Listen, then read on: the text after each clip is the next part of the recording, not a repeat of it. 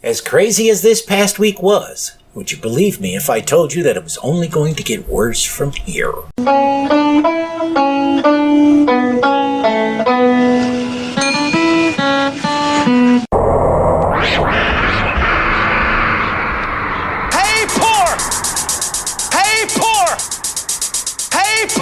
You don't have to be poor anymore.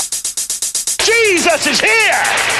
The loudspeaker spoke up and said, Christianity is stupid.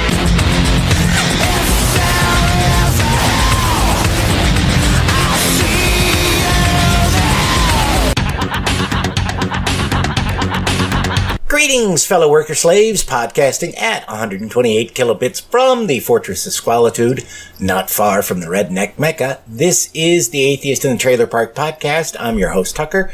Professor Fuzznuts is in my lap, demanding attention, as always.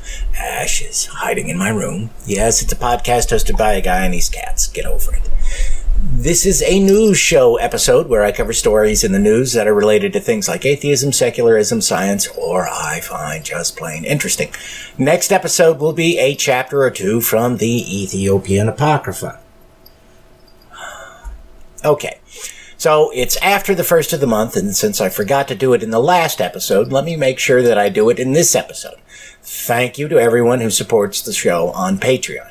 Since I've had a week off with no pay, I really need the money. I'm hoping that when I get back, I'll have to do 12-hour days again, which will make up for not getting paid. As for what I've been doing in my week off, well, my plan was actually to get the house in some semblance of order. For Sunday, I bombed the house to try and get rid of the fleas and other bugs. That has proved to be only moderately successful. Of course, when you do that, you have to clean everything to get the pesticides off of it. And, well, I wasn't terribly into doing that after I found out that my father passed away. It has taken some effort to motivate myself, but I have managed to get a good chunk of it done. It's not perfect, but it's way better than what it was. I can see the kitchen floor for the first time in what seems like years. In other news, I have now started selling swag to support the show. I'll be honest, the main reason I did it was that I get a free t-shirt out of the deal. I don't set the prices, and I get 11% of the sale price, so I figured, what the fuck. Right now, the only design available is the cover art for the show, which you can get on a t-shirt, phone case, and a bunch of other stuff. At some point, when I have a little extra cash, I'm planning on hiring someone to do some Fuzznuts-related designs to put up for sale. I will have a link in the show notes to the stores in case you want to buy a shirt or whatever. I think that's about all that's been happening around here. Now, let's get to the news. All pay heed. The Lord Jehovah has given unto you these 10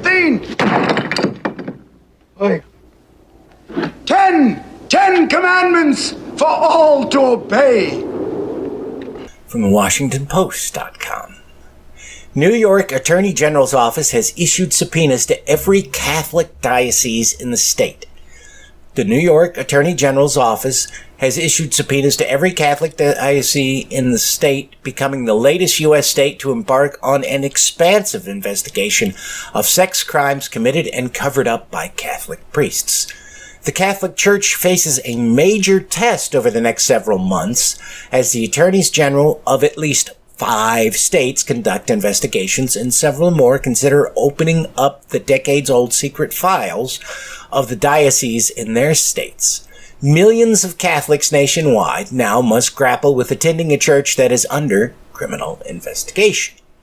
After New York subpoenas were issued and first reported by the Associated Press on Thursday, New Jersey quickly followed, announcing a criminal task force focused on investigating sexual abuse by Catholic clergy. New Mexico launched an investigation this week, and Nebraska and Missouri have inquiries underway. I don't know about you, but I just about came in my pants when I read this. I'm really excited about the New York investigation because they've got some of the best prosecutors in the country and have a lot of experience ferreting out information. If anybody is going to be able to crack open the ugliness that is the Catholic Church, it'll be them. I really think that there's a case to be made for going after the church under the RICO statute. For those of you outside of the U.S. who might not be familiar with what the RICO statute is, it's basically a set of laws used to go after organized crime operations.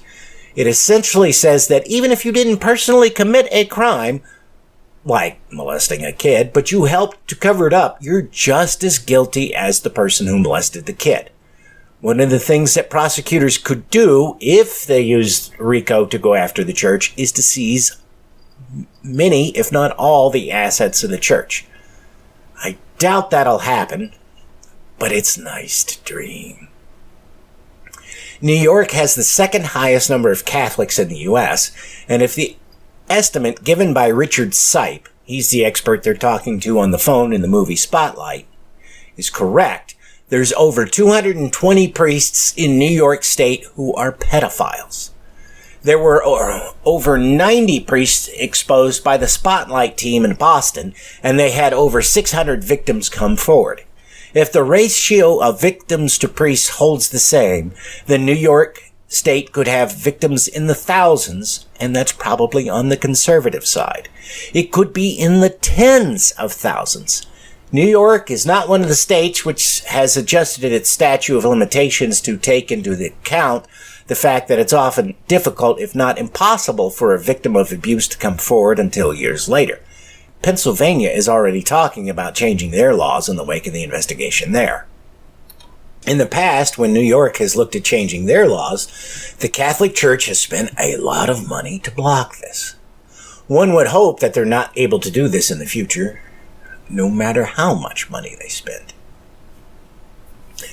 And while we're on the subject of the Catholic Church, there's this story from the NewYorkPost.com. Letter confirms Vatican received McCarrick complaint in 2000.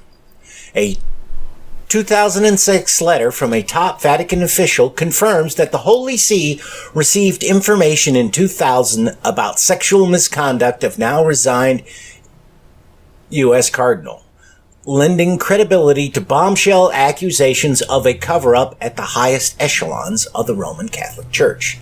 Catholic News Service, the news agency of the U.S. Bishops' Conference, published the letter Friday from the then Archbishop Leonardo Sandri to the Reverend Boniface Ramsey, a New York priest who made the initial allegation.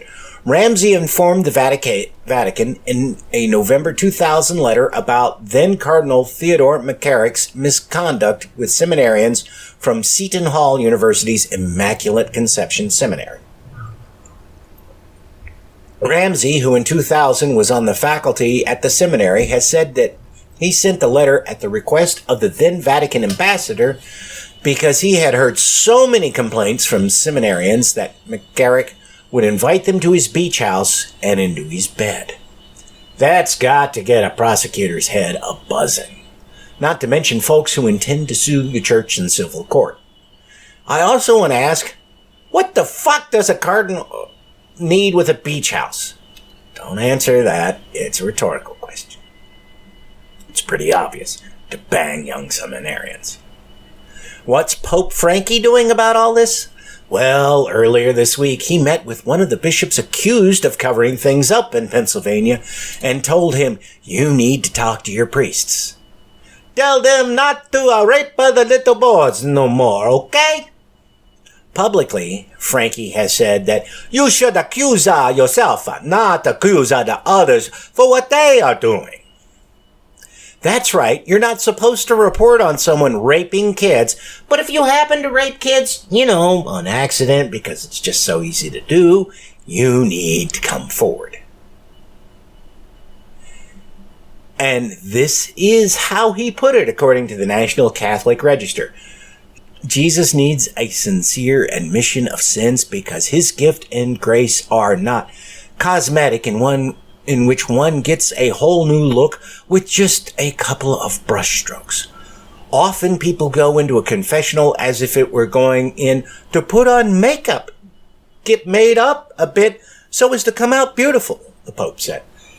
The first step of conversion, the Pope continued, is accusing oneself with shame and experiencing the astonishment of feeling saved by Christ. We must convert We must do penance, he said, asking people to reflect on the temptation of accusing others. So don't report others, and don't bother going to the police. Just be sincere when you go to confession.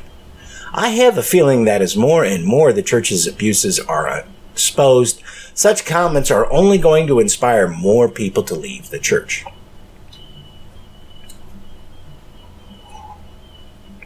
From Yahoo.com, who the fuck knew they were still around?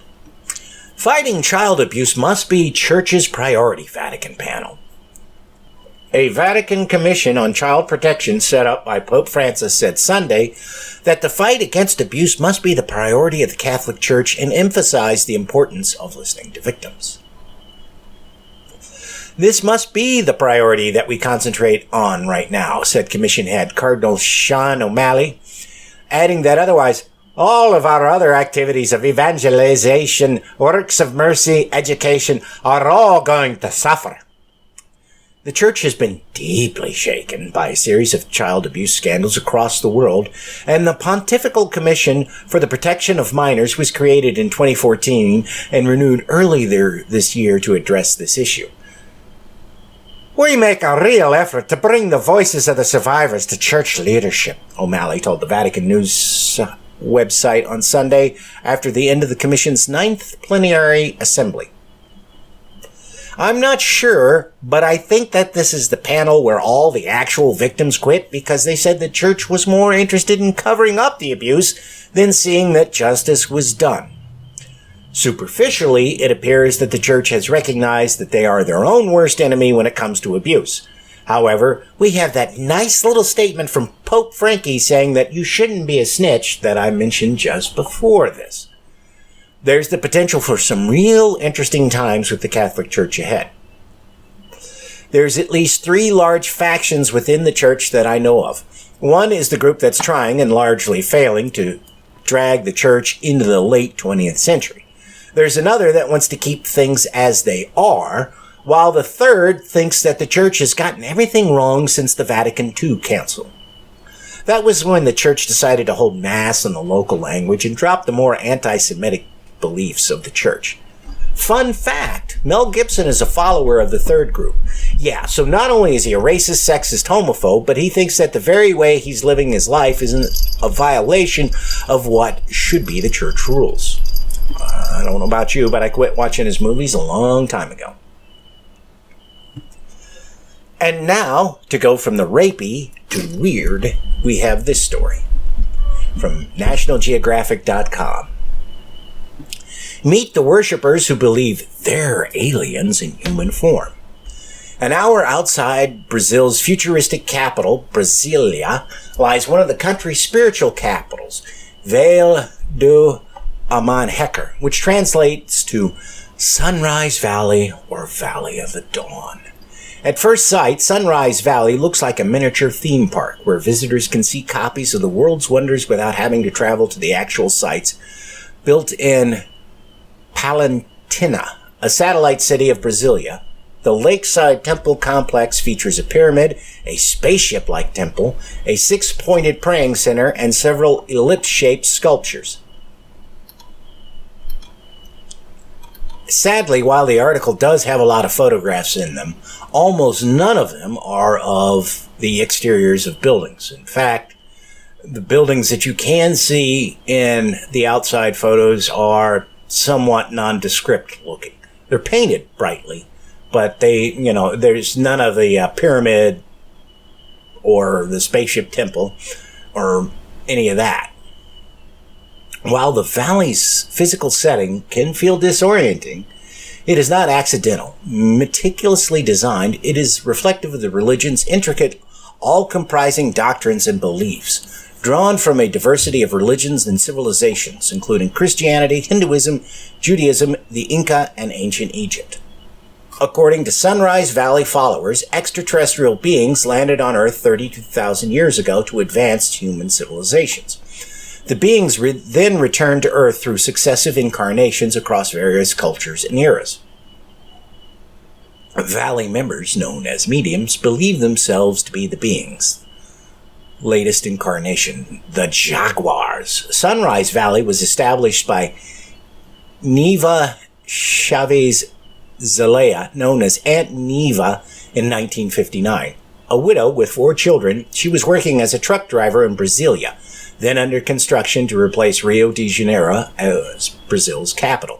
There, she said, she began to experience psychic episodes, which she later believed to be visits by spirits from the extraterrestrial world. Neva said she was primarily guided by Pai Sede Branca, or Father White Arrow, a spirit embassy who is depicted in statues and drawings today as a native South American leader. And there are no photographs of him in the article. The description of the religion reads like a cross between Scientology and Urantia. From what I can tell, it doesn't have a large following in the U.S., but given how we like to adopt crazy shit here, now that the article's been published, I'm sure more people will be trying to join. I also want to point out that Joseph Campbell, one time, was asked, what do you think the future of religion is going to be? And he described something very much like this religion. In other words, it was holistic and borrowed from all these various traditions. Whether or not he knew of this religion, I don't know. He was rather well versed, so it's entirely possible, and he did do a lot of traveling. I need to check something, because he did have a bunch of stuff on Netflix, and I don't know if it's still there or not. And I just checked. It looks like in the U.S., all that Netflix has of Joseph Campbell is the PBS series he did with Bill Moyers called The Power of Myth. And I don't know if he talked about what the next type of religion would look like, but I certainly don't remember him mentioning this religion in that at all. One of the things that I find funny is that a couple of the outfits worn by practitioners of the religion look almost identical to marching band uniforms I've seen. The guys wearing the outfits have super serious names for them, like Jaguar and Master. Do you know what history is, mate? It's layers. The Romans make a layer, the Saxons, the medievals, Georgians, Victorians, your mum, my mum. So we have to take a peek. From mercatornet.com. How we showed Homer's Odyssey is not pure fiction. When you look at networks of people, whether it's architects or table tennis players or a regular bunch of Facebook friends, they will have certain similarities. They tend to conform the 6 degrees of separation idea that most people are connected in a very few short steps. Each person tends to have large numbers of connections and to associate with people who are similar to them. The networks are also usually organized into hierarchies. In fiction, the Marvel Universe, or Lord of the Rings, say, networks of people usually differ in certain ways to the real thing. People don't only associate with similar people and have smaller numbers of associates, for example. And unlike real networks, you can remove people from the fictional equivalent without undermining the number of connections the remaining people are statistically likely to make. These differences raise an interesting possibility, testing works of fiction to see how far they deviate from reality. An English study in 2012 did exactly this with 3 classic texts: the Iliad, Beowulf, and the Irish epic Táin Bo Cúailnge. The network of people in the Iliad, the oldest known work of Western fiction, came out as the most similar to real life. This backed up several archaeological papers that had found evidence that certain events in Homer's landmark work, such as the Trojan War between Greece and Troy, actually happened in ancient times. In a new paper that we have published in collaboration with Pedro Miranda of the University of Ponta Grossa in Brazil, we used a similar approach to look at the society portrayed in Homer's other classic poem, the Odyssey. Homer was a poet in ancient Greece in the 8th century BC. The Odyssey, which is partly a sequel to the Iliad, tells of an ingenious hero called Odysseus who has fought in the Trojan War. After his victory, along with the Greeks, he is cursed by the gods due to his pride. He is forced to spend 10 years of his life trying to return home, confronting a cast of monsters, witches, beasts, and cannibals, and his own terrible sense of desolation. The article goes on to describe how they analyze the social structure and interactions of the characters, both human and divine, in the work. They contrasted this interactions and social structures of real human beings. Basically, they took the 6 degrees of separation along with how people interact on social networks like Facebook and discovered that the Odyssey matches fairly closely with them. When they stripped away the mythological characters like the gods and monsters, the social structures more closely resembled those that you'd see in real life. Conversely, when you stripped out the mythological figures, the whole thing fell apart. This leads the researchers to conclude that there is a fair amount of truth to the Odyssey. Now I know what you're thinking, and the author of the article was thinking the same thing. What happens when you apply the same kind of methodology to the Bible? We don't know. But he says it's only a matter of time before somebody uses the same methods to study the Bible. And I will remind you that there's a whole lot of archaeological evidence showing that the Trojan War happened, and some of the people mentioned in the Iliad and the Odyssey were real people. As for the Bible, well, for an awful lot of things in there, we don't have the slightest bit of evidence at all.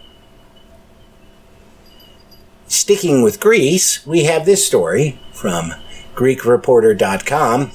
Archaeological excavation uncovers ancient Minoan graves on Crete.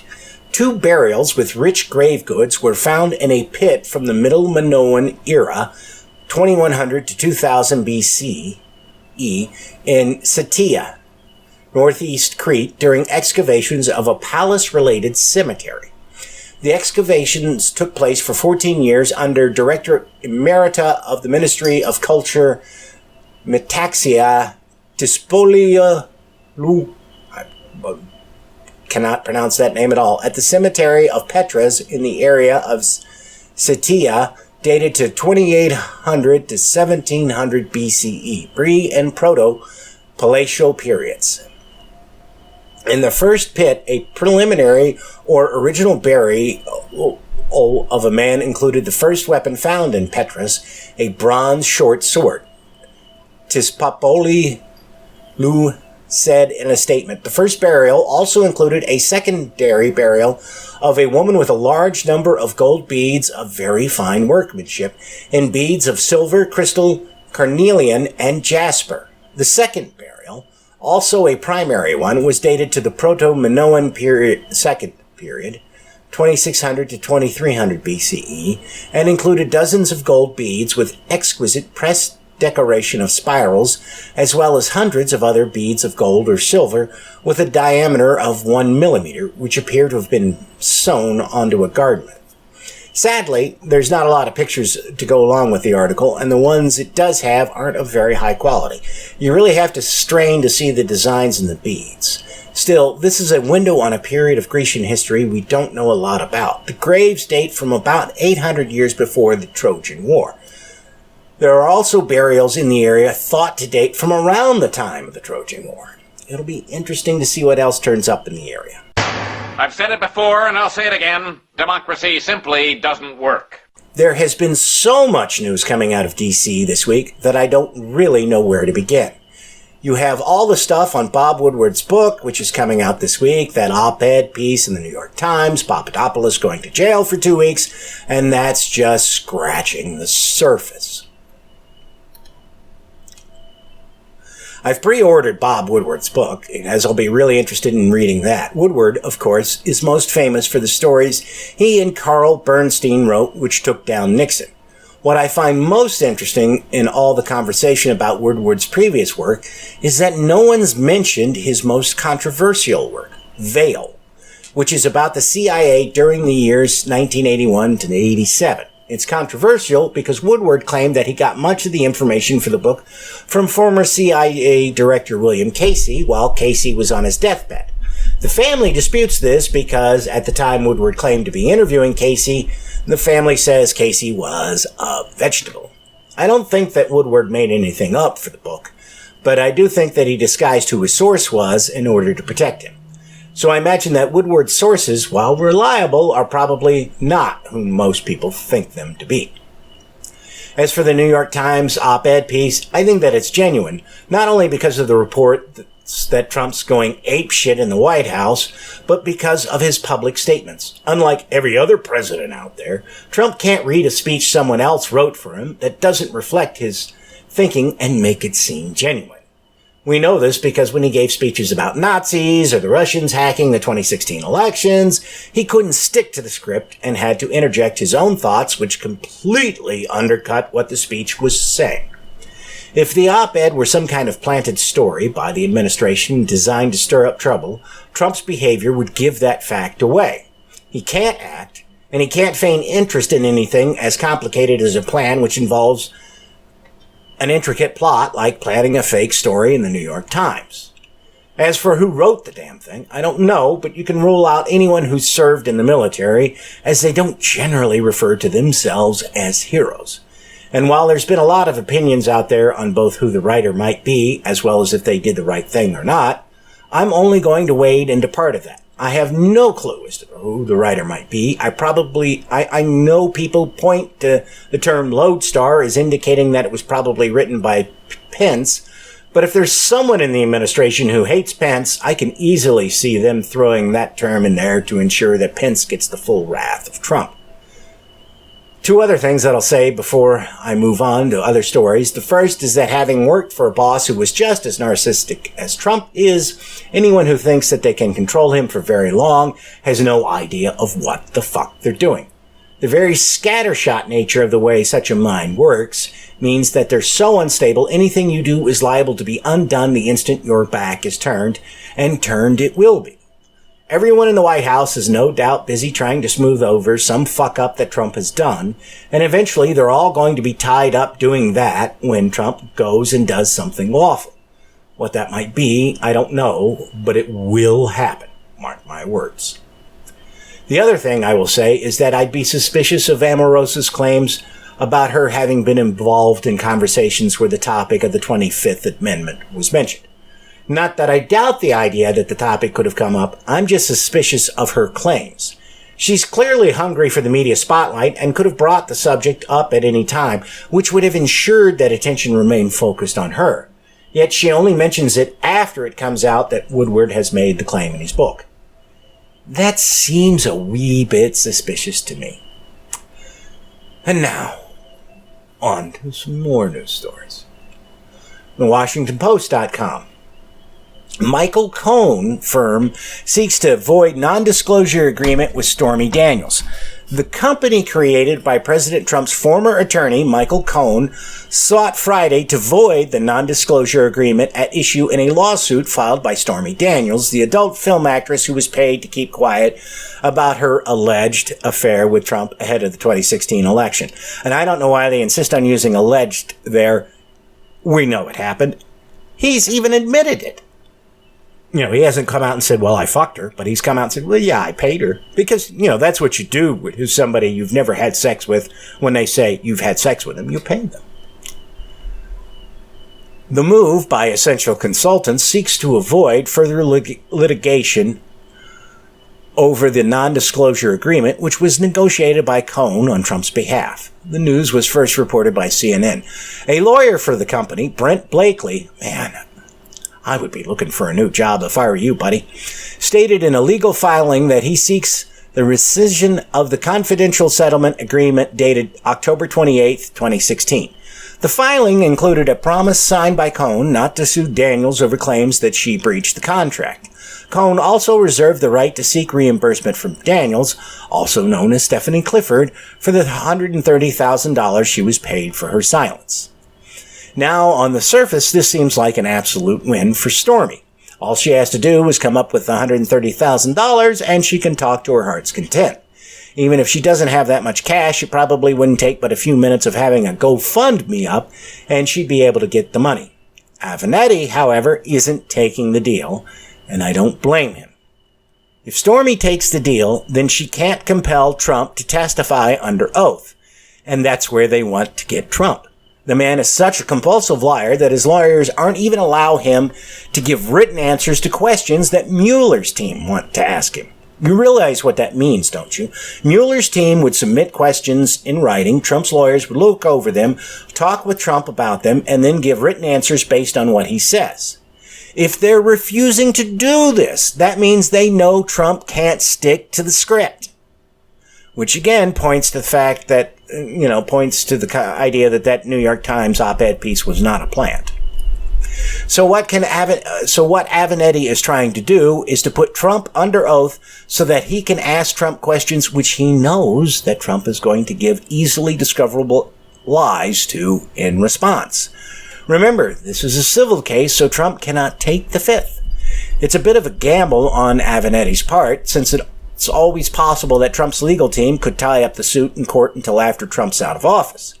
At the very least, they're going to drag this out until after the midterms. However, if Avenatti manages to pull this off, even if it's after the midterms, he'll have made such a name for himself that he can essentially write his own ticket. And if he decides to run for president, well, he's almost certain to have a lock on the Democratic nomination. To shift to some local news for a moment, from the NashvilleScene.com. Beeman divorce case includes allegations of emotional abuse, use of prostitutes.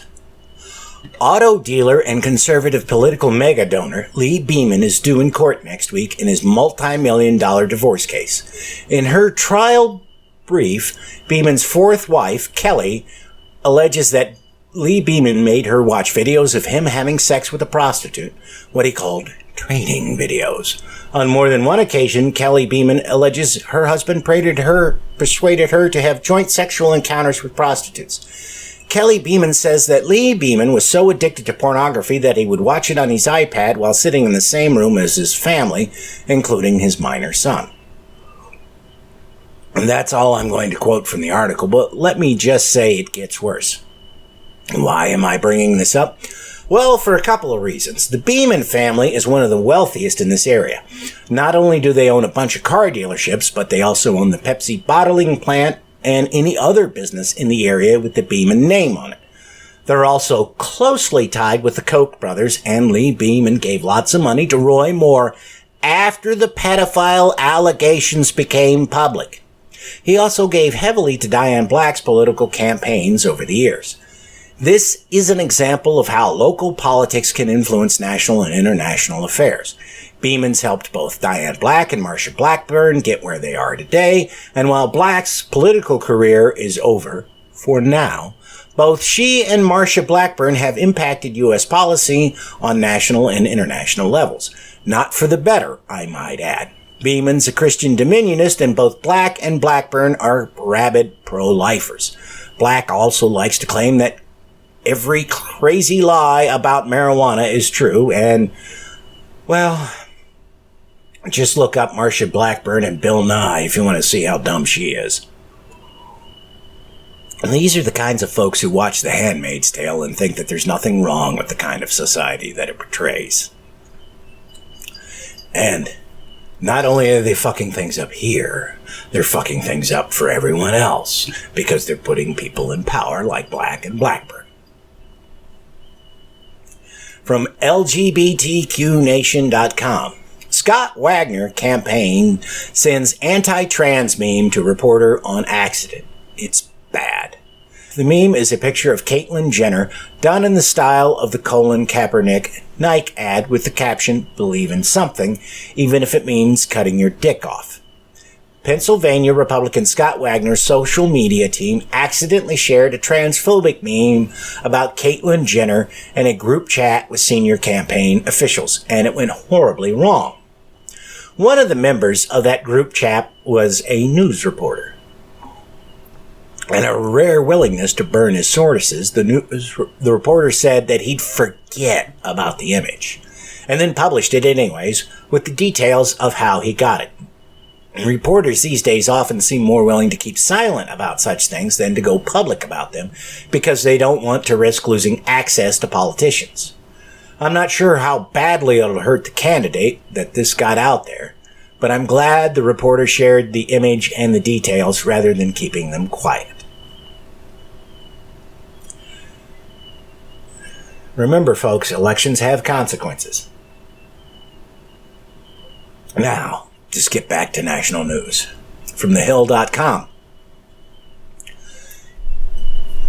DNC, Papadopoulos' UK contact may be dead. The Democratic National Committee on Friday raised the prospect that the London-based professor who told former Trump campaign advisor George Papadopoulos that Russia had dirt on Hillary Clinton may be dead. DNC lawyers wrote in court filings Friday that Joseph Mifsud, who spoke to Papadopoulos during the 2016 presidential election, is missing and may be deceased, Bloomberg News reported. The lawyers did not elaborate. The DNC stood by its claim in a statement to The Hill on Friday.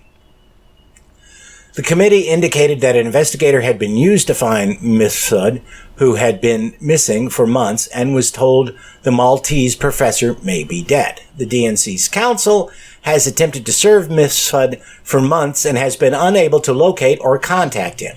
In addition, public reports have said he has disappeared and hasn't been seen for months, DNC spokeswoman Adrienne Watson said. Now, it is possible that this guy has gone into hiding, and certainly Putin has no qualms about murdering someone and not hiding that fact. So I don't know, but there's certainly something amiss here. And while we're on the subject of Papadopoulos, former Trump campaign advisor George Papadopoulos suggested Sunday that his testimony could help special counsel Robert Mueller's investigation to demonstrate collusion between the Trump campaign and Russia. Do you think when the entire Mueller investigation is finished that they will demonstrate that there was collusion between the Trump campaign, Trump advisors, and the Russians? ABC's George Stephanopoulos asked Papadopoulos on This Week. I have no idea, the former Trump campaign advisor responded. All I can say is my testimony might have helped move something towards that. He goes on to say that he doesn't really think that he incriminated Trump with his statements to Mueller. Sounds to me like someone is trying to have their cake and eat it too. If there was collusion between the Trump campaign and the Russians, and this guy confirmed that to Mueller's team, then he certainly did aid Mueller in demonstrating that. And there's absolutely no way that Trump couldn't have known about it. Trump has been in bed with the Russians for far too long, thanks to his real estate deals, to not have an interest in knowing if the Russians were helping his campaign along or not. This guy's whole reason in running for president was to enrich himself, and he's gotten billions of dollars from the Russians over the years. He's no doubt on a first-name basis with people in the Russian government, and they wouldn't have had any problem telling him what was going on. After all, they don't have to worry about anything. Even if the U.S. issues a warrant for their arrest, Putin's never going to extradite them to America. The worst possible thing that could happen to them is that they have to spend the rest of their lives in Russia, unable to leave the country for fear of arrest, but even that's not going to happen. All Putin has to do is give them some kind of diplomatic status, and they are immune from arrest and prosecution. I'm not even going to bother discussing the possibility that Trump's campaign wasn't involved with the Russians, because the evidence is so overwhelming that they were. From Bloomberg.com, Manafort weighing plea deal to avoid new criminal trial, source says. Paul Manafort's lawyers have talked to U.S. prosecutors about a possible guilty plea to avert a second criminal trial set to begin in Washington this month, according to a person familiar with the matter. Manafort, President Donald Trump's former campaign chairman, was convicted of bank and tax fraud last month in a Virginia federal court. He's accused in Washington of financial crimes, including conspiring to launder money, as well as acting as an unregistered foreign agent of Ukraine and obstructing justice. The negotiations over a potential plea deal have centered on which charges Manafort might admit and the length of the sentence to be recommended by prosecutors working for special counsel Robert Mueller. The person familiar with the matter said Manafort, 69, already faces as long as 10 years in prison under advisory sentencing guidelines in the Virginia case. The real issue in this case, and in the one where he's already been convicted, is whether or not Trump will pardon him. These are all federal crimes, so Trump can pardon Manafort if he wants to. I'm assuming that Trump is waiting until after the midterms to do this because he, or more likely, his advisors know that pardoning Manafort before the elections will then almost certainly tip the scales towards the Democrats. Of course, that doesn't mean that Trump is out of the woods if he pardons Manafort. Because once he's been pardoned, Manafort can be compelled to testify in court, and he cannot take the fifth.